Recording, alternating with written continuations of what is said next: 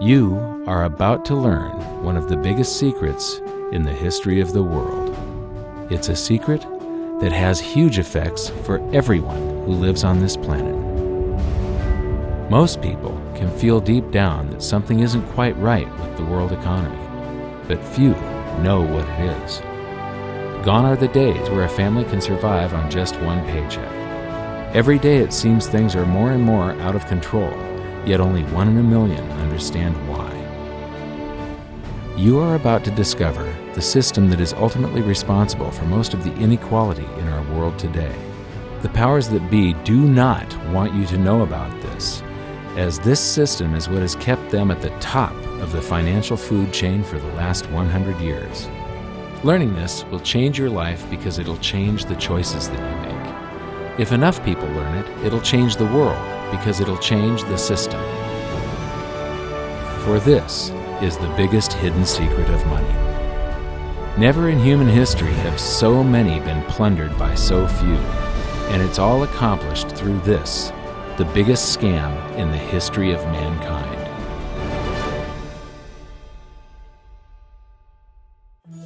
They say that money doesn't grow on trees, but the truth is that the modern banking system creates currency far faster than trees can grow. Most people don't have a clue how currency is created. Economists and bankers make it sound so complex that people think they can't understand it. But I'm going to strip our monetary system down to its essence so that you can see the scam behind the curtain and just how it affects you. Every modern society creates currency in pretty much the same way. But since the US dollar is the majority of the world's currency, I'm going to use the United States as our example. It all starts when some politician says, "Vote for me and I'll make sure the government provides you more free stuff than my opponent will." But there's no such thing as a free lunch. So to provide that supposedly free stuff, the politicians vote for the country to spend more than its income. This is called deficit spending. To pay for that deficit spending, the Treasury borrows currency by issuing a bond. So what's a bond? If you think about it, a bond is really nothing but a glorified IOU.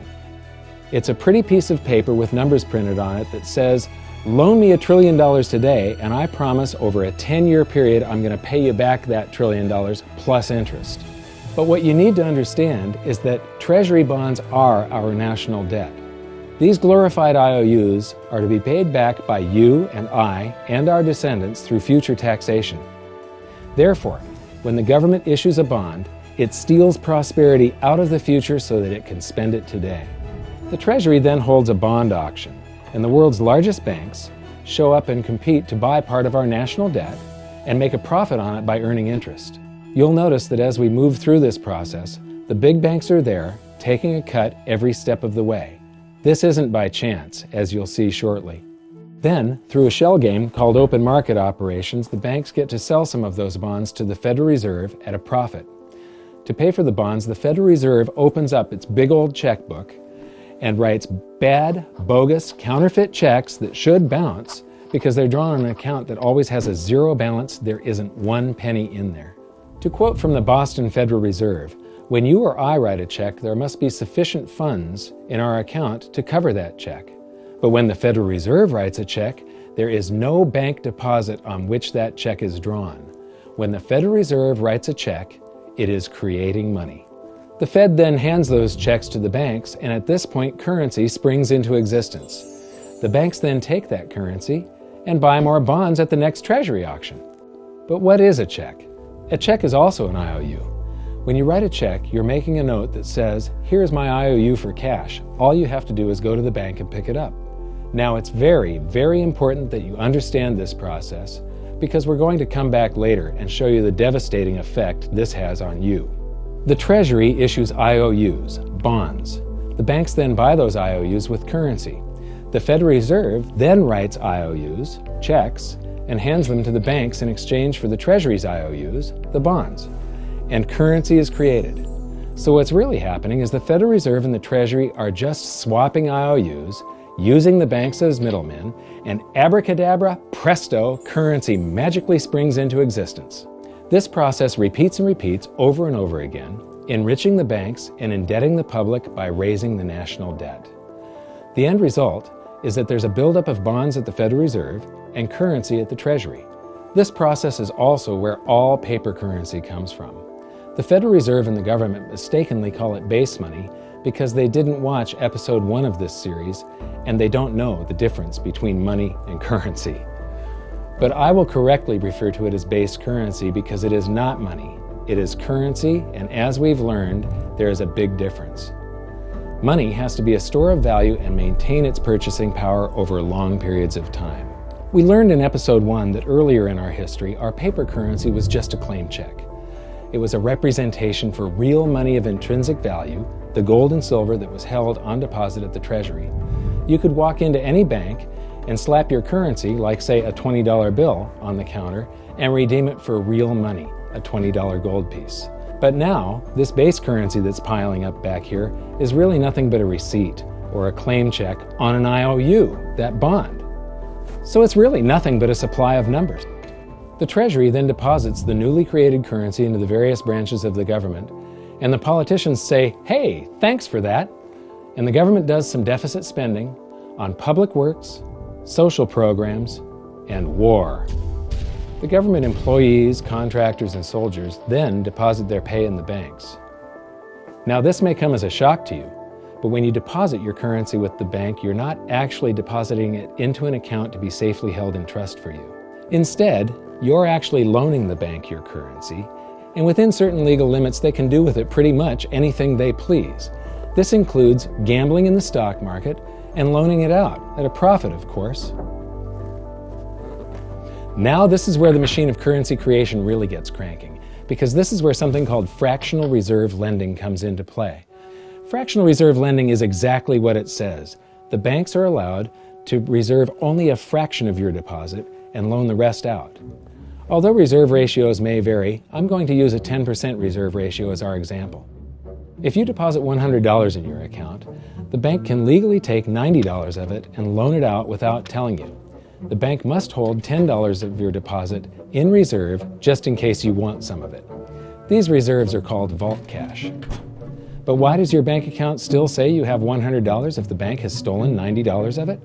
Because the bank left IOUs it created, called bank credit, in its place. Now I know this sounds crazy, but here it is in black and white from the Fed. Commercial banks create checkbook money when they grant a loan simply by adding new deposit dollars in accounts on their books in exchange for a borrower's IOU. These are nothing but numbers that the banks type into their computers. And even though these bank credit IOU numbers are very different from base currency numbers, because they only exist in computers, they are still currency. So now there is $190 in existence. Now, the reason people take out loans from the banks is to buy something. They're going to buy a house or a car or something like that.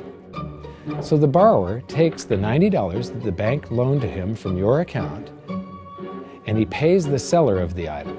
But then the seller deposits that currency into his account, and his bank loans out 90% of that and leaves bank credit numbers in its place. So now there's $271 in existence. This process repeats and repeats until under a 10% reserve ratio, an initial deposit of just $100 can create up to $1,000 of bank credit, all backed by $100 of vault cash, just 10%. But as I said, reserve ratios vary wildly. On some deposits, it's 10%, on others, it's 3%, and on some forms of deposits, reserve requirements are 0. The result is that the expansion of the currency supply by the banks is far greater than even this example would lead you to believe. So once again, when currency is deposited in the banks get to lend it out, and then it gets redeposited and relent, redeposited and relent, redeposited and relent over and over again, creating bank credit all the way. This is where the vast majority of our currency supply comes from. In fact, 92 to 96% of all currency in existence is created not by the government, but here in the banking system. Now, massive amounts of currency spewing into society may at first sound like a fun idea. That is, until you remember one of the most important hidden secrets of money from episode 1, that the prices of everyday goods and services act as a sponge on an expanding currency supply. The more currency we have, the more prices rise. This is where inflation comes from. The true definition of inflation is an expansion of the currency supply. Rising prices are merely the symptom. So our entire currency supply is nothing but a couple of bucks whipped up in this hocus-pocus scam where the Treasury and the Federal Reserve swap glorified IOUs, and a bunch of numbers that the banks just type into their computers. That's it. That's our entire currency supply. It's nothing but a supply of numbers. Some of them printed, most of them typed, and there is nothing else. But if you thought that was crazy, get ready to enter the twilight zone of modern economics. We work for some of that currency supply. True wealth is your time, but we trade away moments of our lives, hour by hour, day by day, and year by year, for numbers that somebody printed on pieces of paper or just typed into a computer. Now those numbers represent our blood, sweat, tears, labor, ideas, and talent. We are what gives the currency its value. But here comes the really cruel joke. We work hard so that we can save some of that currency, so that we can pay the tax collector. In the United States, it's known as the IRS. They then turn it over to the Treasury so that the Treasury can pay the principal plus interest on that bond that the Federal Reserve bought with a check drawn on an account that has nothing in it. Now let's do a recap on this section, because this is where the system begins to rob you and I on a massive scale. Much of our taxes are not used for schools, roads, and public services, but to pay interest on bonds that the Federal Reserve bought with a check drawn on an account that has nothing in it. The Federal Reserve is committing fraud. But here's one of the biggest secrets of them all. Before the establishment of the Federal Reserve, there was no need for personal income tax. The Federal Reserve was created in 1913, and that very same year, the Constitution was amended to allow income tax. Do you really think this was just a coincidence? Ask yourself how much income tax you've paid over your lifetime. Much of it has been silently siphoned away into the hands of those who own the system. Yes, this system has owners. Who they are is an even bigger secret that we'll get to shortly. But first, we need to understand the mumbo-jumbo of the so-called debt ceiling. It's all based on a huge paradox. There was interest due on that bond, and there was interest due on every one of those loans that the banks made. That means that there is interest due on every dollar in existence. Let me ask you something. If you borrow the very first dollar into existence, and that's the only dollar that exists on the planet, but you promise to pay it back plus another dollar's worth of interest, where do you get the second dollar to pay the interest? The answer is that you have to borrow that one into existence and promise to pay it back with interest as well. So now there are $2 in existence, but you owe $4, and so on and so on. The result is there's never enough currency to pay the debt. There is always more debt in the system than there is currency in existence to pay the debt. Therefore, the whole system is impossible. It is finite. It will come to an end one day. What would happen if the government stopped borrowing to do deficit spending? Are the payments on those treasury bonds going to stop? What would happen if the public stopped borrowing and going deeper into debt? Are your house and car payments going to stop? No. There is a payment due every month on the principal plus the interest on every dollar in existence, and those payments do not stop. If we stop borrowing, then no new currency is created to replace the currency that we used to make those payments. Whether you're making a payment on a loan or paying tax to make a payment on a bond, the portion of the payment that goes to pay off the principal extinguishes that portion of the debt. But the debt also extinguishes the currency. Currency and debt are like matter and antimatter. When they meet, they annihilate each other. If we just pay off the principal only on all the loans and bonds that exist, the entire currency supply just vanishes. So if we don't go deeper into debt every year, look what happens. The whole thing goes into a deflationary collapse under the weight of those payments. Politicians and pundits alike talk about balancing the budget, paying down the debt, and living within our means. They don't understand that that is deflationary.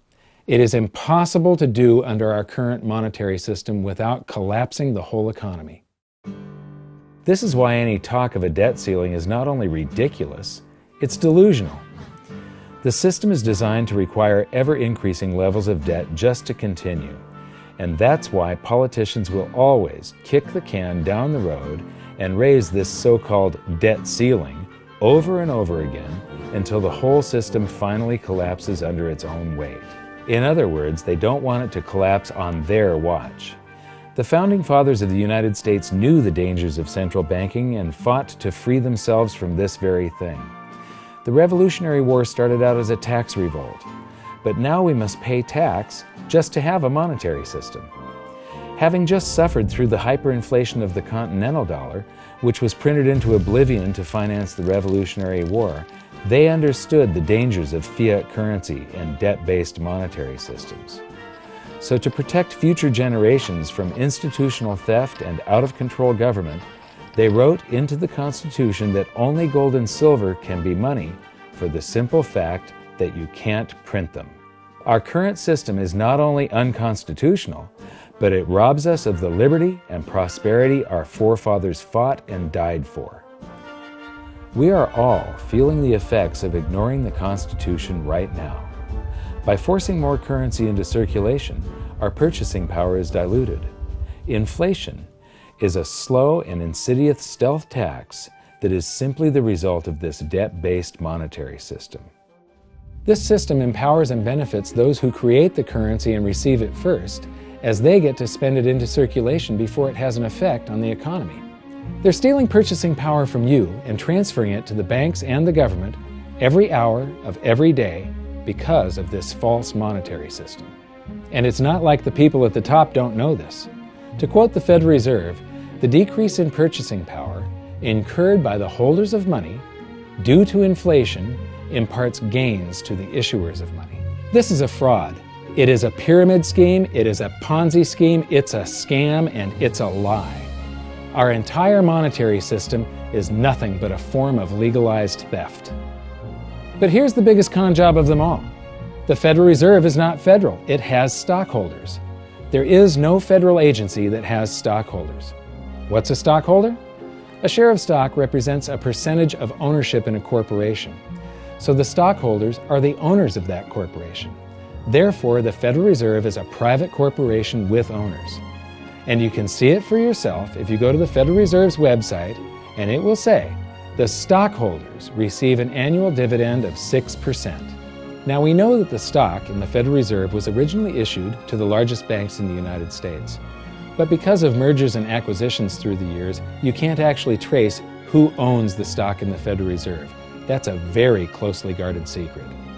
My guess would be that the owners are those primary dealers, the banks that get to make a profit by selling part of our national debt, those bonds, to the Federal Reserve, who buys them with a check from nothing. Then we pay tax to pay the principal and the interest on those bonds so that the Federal Reserve can pay the banks a 6% dividend. Don't be alarmed if you don't quite comprehend the deception of this system at first glance. Very few people do. It is purposely complex. The economist John Maynard Keynes once wrote, "By this means, government may secretly and unobserved confiscate the wealth of the people, and not one man in a million will detect the theft." I believe that presented correctly, anyone can understand this system, regardless of how complex it is. So let's do a recap and break it down even more. The way the system works is that, step 1, the government creates glorified IOUs. These bonds increase our national debt and put the public on the hook to pay it back. Step 2, IOUs are swapped to create currency. The Treasury sells the bonds to the banks. The banks then turn around and sell our national debt at a profit to the Federal Reserve, which they probably own. The Federal Reserve then opens its checkbook that doesn't have a penny in it and buys those IOUs with IOUs that it writes, checks, on a checking account that has a zero balance. Then they give those checks to the banks and currency just springs into existence, and then the whole process repeats. This results in a buildup of bonds at the Federal Reserve and currency at the Treasury, which is really just a supply of numbers. The Treasury then deposits the numbers in the various branches of the government, and we get to step 3. The government spends the numbers on promises, public works, social programs, and war.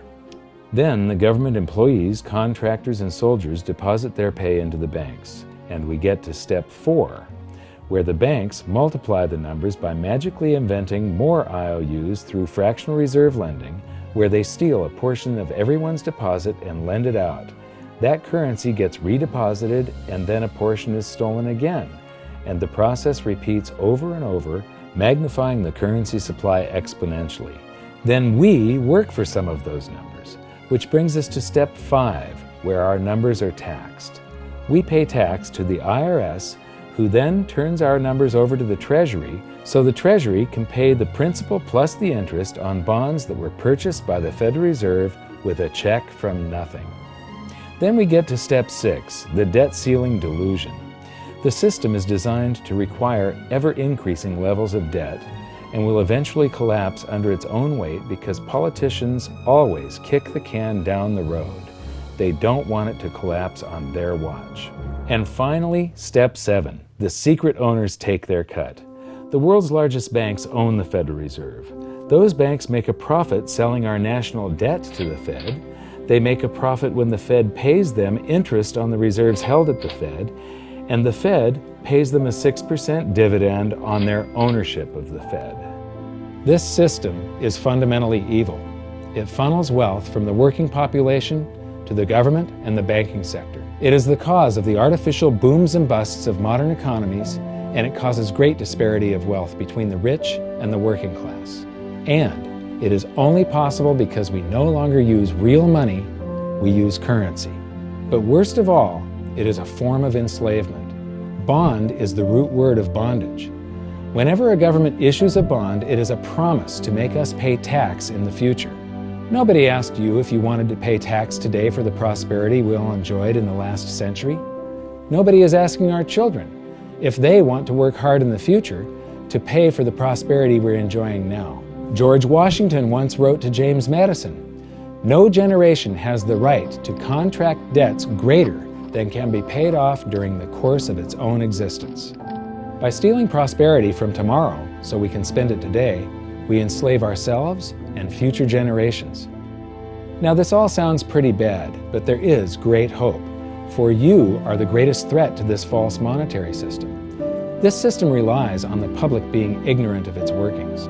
Please share this knowledge with everyone you know, because an informed public that fully understands the system can build a better future for generations to come. And now I leave you with this quote, widely attributed to a former director of the Bank of England.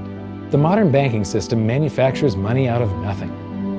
The process is perhaps the most astounding piece of sleight of hand that was ever invented. Banking was conceived in inequity and born in sin. Bankers own the earth. Take it away from them, but leave them the power to create money and control credit, and with the flick of a pen, they will create enough money to buy it back again. But if you want to continue as the slaves of bankers and pay the cost of your own slavery, let them continue to create money and to control credit. This is the Federal Reserve in Washington, D.C. It's located on Constitution Street, and that is just as much of a joke as the New York Fed being located on Liberty Street. Both of them are unconstitutional, both of them limit our liberty, and they transfer wealth away from us every second of every day to the Federal Reserve, to the government, and to the banking sector. You are now among the 1 in a million who can detect the theft of your prosperity. So the big question is, what can you do about it? 1. Watch this video until you can describe and teach it to others. Those who understand this system can make preparations for its unavoidable collapse and protect themselves. History shows that those who don't will probably be wiped out. 2. Share this video with everyone, especially those you care about. All it takes is a mouse click or two to get this message in front of millions. Post this video on Facebook, tweet it, email it to loved ones. Please share it wherever you can. 3. Join the conversation. The current world monetary system is based on a 300-year-old design meant to enrich a few at the expense of the many. There must be a better way. At hiddensecretsofmoney.com, we've created an open-source platform for the design and development of a new world monetary system. We're calling on every economist, every student, every college, every bright mind, and anyone who cares to join the discussion. In educating ourselves and each other, we can prevent the further loss of our freedoms and maybe, just maybe, win some of them back.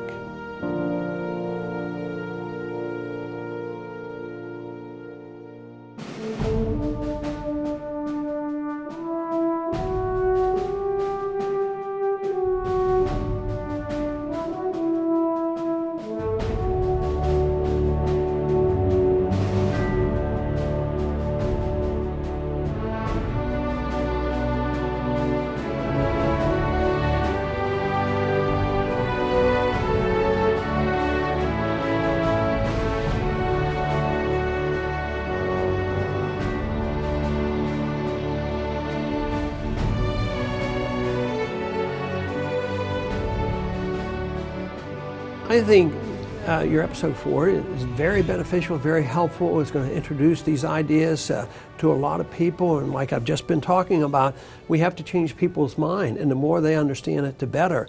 And I think we're at this point now where more people in the last several years, 4 or 5 years, have thought about the Fed than they ever have in the previous 95 years. So I think an explanation and diagrams to show it is very helpful, because quite frankly, they're not going to get it in their grade school. They're not going to get it in their high schools. They're not going to get it in college unless they're in a very rare circumstance to understand how this works. You know, for years before I got involved in really studying gold and some of the things I write and talk about today, I was a monetary economist for decades. You know, in your video, you talk about the primary dealers. I was chief counsel and chief credit officer, one of the largest primary dealers for 10 years. So I had an inside seat on the Treasury market and have the privilege of working with several former vice chairmen of the Board of Governors, Manley Johnson and David Mullins, going back to the 80s and the 90s. So I'm very immersed in what you were talking about, and I thought it was extremely accurate, extremely clear. I didn't think you were stretching on any points. It was really like something out of a PhD course, except that it was very easy to understand. I think it's accessible. I think we're seeing a little bit of a revolution in communications in the following sense. You know, as you point out, the Fed was created in 1913. Well, in 1913, there was no web, there was no YouTube, no Twitter. There was really no one to kind of stand up and oppose the Fed or call them out, if you will, or really get into a discussion that everyday Americans could follow. That's not true now with social media and everything else. You can reach out to millions and tens of millions of people and tell them what's going on. I think you've done that. You've done it successfully. I applaud it. I think this is a great video. I look forward to seeing it again. I know millions of people will enjoy it. Well, as we know, the Federal Reserve believes it can create money out of thin air, not realize money is supposed to represent real products and services. And what people don't realize is when the Fed does that, in effect, as Keynes pointed out, it's a form of taxation. It's a form of confiscation. And because people don't see it, the politicos get away with it, but it also undermines social trust. It just is corrosive throughout society. We're going to have a lot of turmoil in the coming years, but it's going to be the kind of turmoil that leads to positive things. So don't despair. Get out there and fight, because the tide is going to turn. This is going to be the statist's last stand. Thank you. This episode of Mike Maloney's Hidden Secrets of Money was brought to you by goldsilver.com and the new Silver Pegasus Round. To learn how to protect your family and turn the coming economic storms into opportunity, visit goldsilver.com.